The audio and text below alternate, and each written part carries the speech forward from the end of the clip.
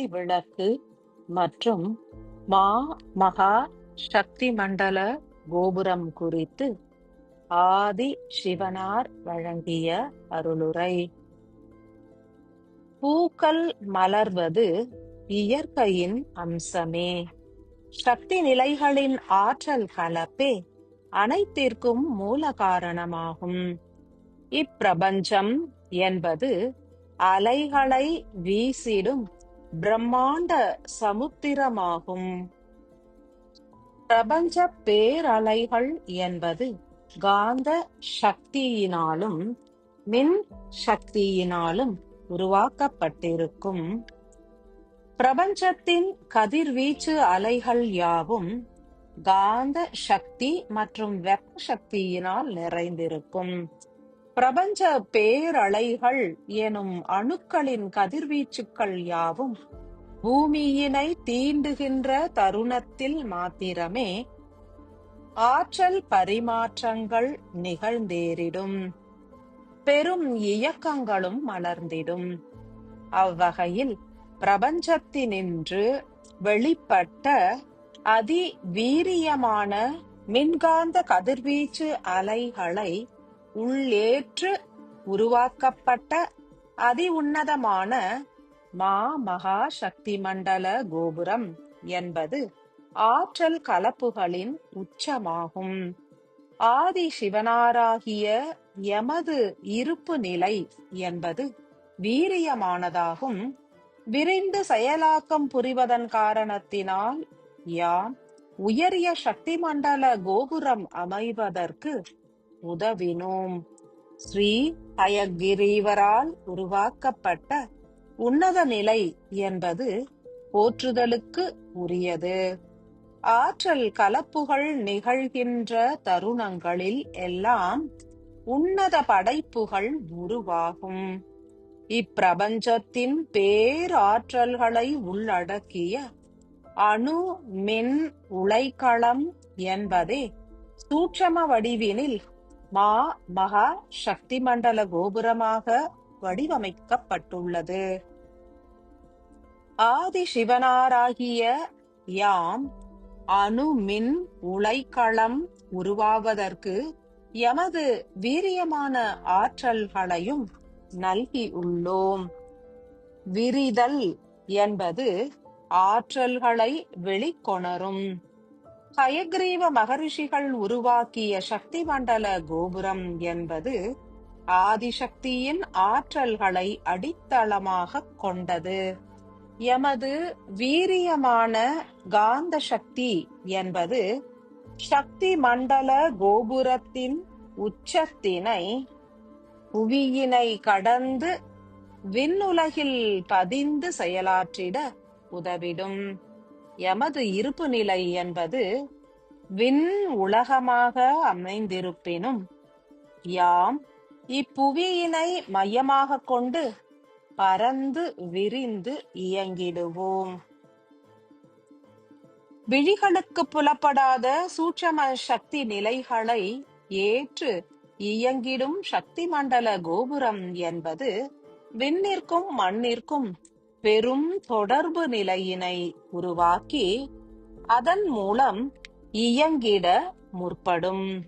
நேர்கோட்டினில் 3 பாதங்களை பதித்து நிலைநிறுத்தப்பட்டுள்ள சக்தி மண்டல கோபுரமானது ஆதிசக்தியின் ஆற்றல்களை கொண்டு அனைத்து உயிர்களையும் ஒடுக்கியே செயல் புரியும். இதன் உச்சத்தில் நிலை நின்றுள்ள யாம் எமது ஆற்றல்களின் மூலம் அனைத்து ஆன்மாக்களையும் ஈர்த்து பிணைத்து விண்ணேற்றிடுவோம். மனிதர்களின் கற்பனைகளுக்கு எட்டாத உன்னத செயல்கள் யாவும் சத்திய யுகத்தினில் நிறைவேறிடும். எமது ஆற்றல்களின் மூலம் மா மகா சக்தி மண்டல கோபுரத்தின் உச்ச கலசத்தினை யாம் விண்ணிலே ஈர்த்து பிணைத்துள்ளோம். இத்தருணம் முதல் பூமியின் சுழற்சியின் வேகம் என்பது குன்றத் துவங்கும். சீரமைப்புகள் நிகழ்ந்தேறிடும்.